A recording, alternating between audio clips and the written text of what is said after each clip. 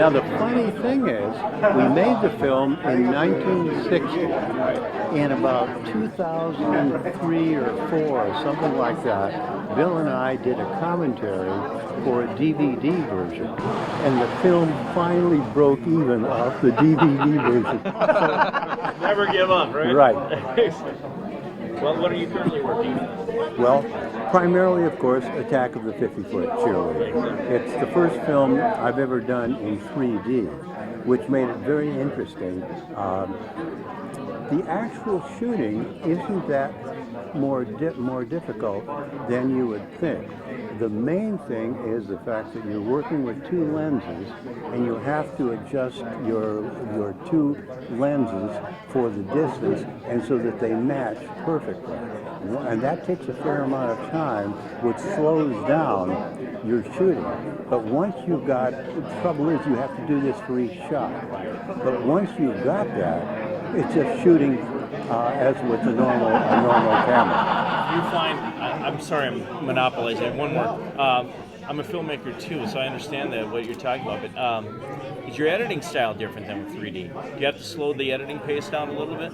We do slow it down slightly. We will hold a shot normally, not much, a second or even half a second longer.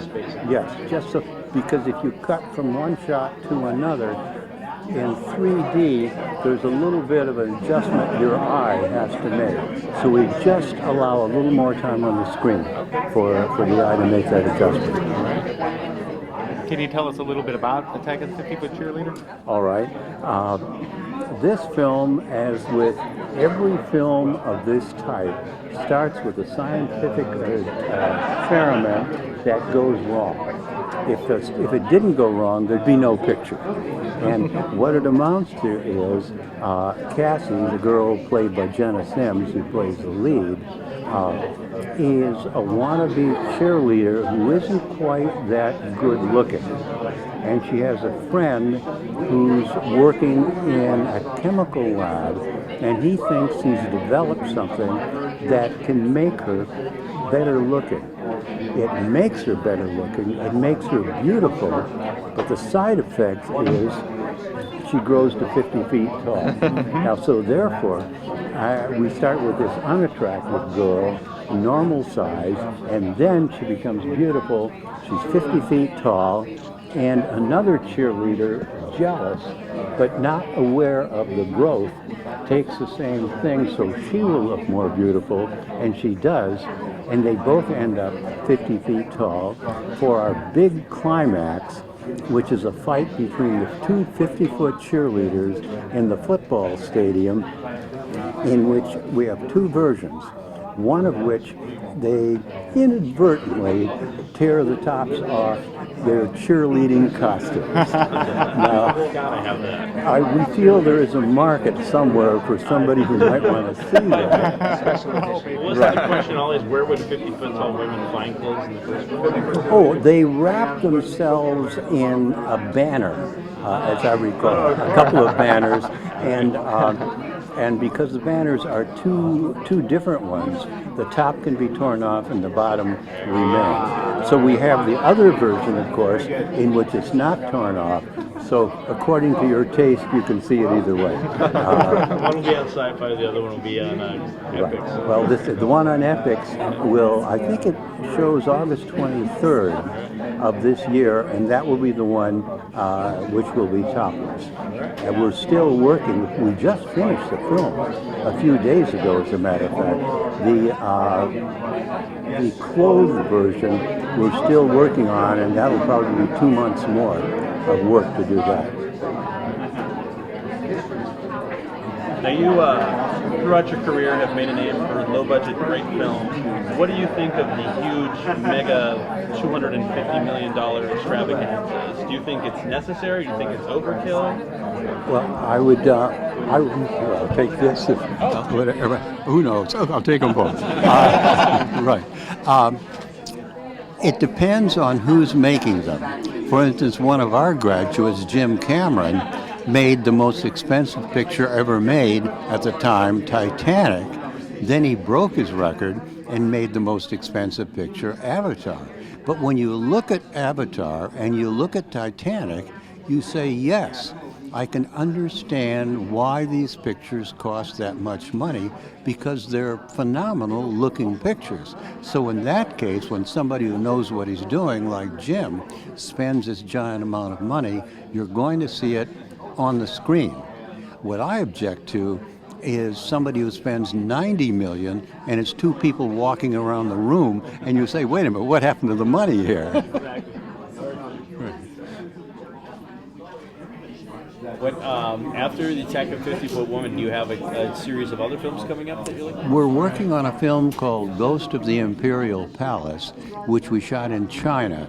I saw a picture of a great set built by the Chinese National Television Network of an imperial palace. And I thought it was one of the best looking sets I'd ever seen.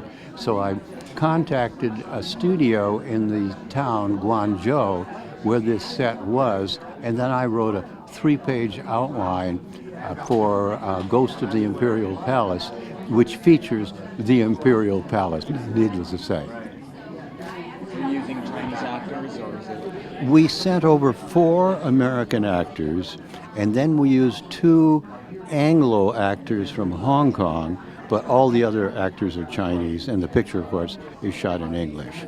So, and we designed it, needless to say, so that most of the dialogue is given to the Americans. But there's a fair amount from the Chinese, and we found some very good Chinese actresses.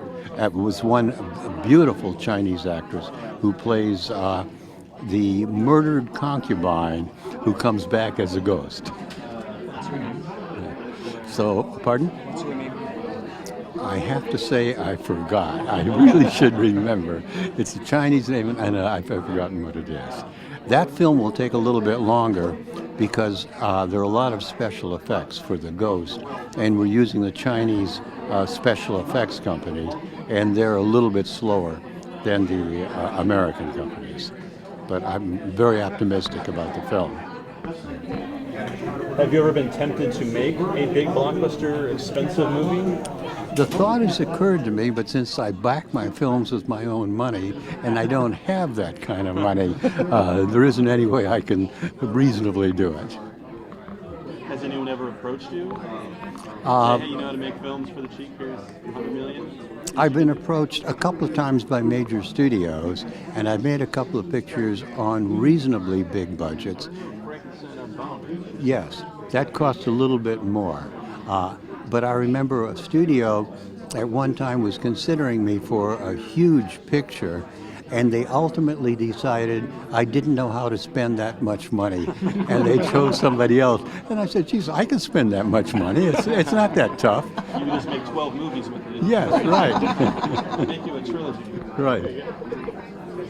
Now, you're also famous for the Corman School of Filmmaking. Is that still going? That is still going.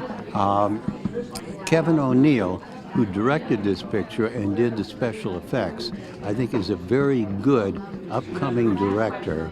And we've got another, and Jenna Sims, who plays the lead in this picture, I think is an excellent and beautiful actress who has a great potential. And we have another film called Virtual Heroes with a new young director, G.J. Eckenkamp, a tough word to spell, who is shooting a film now, which is a war picture with a kind of a twist, and I don't want to give the twist away. And I think G.J. is a very good director as well.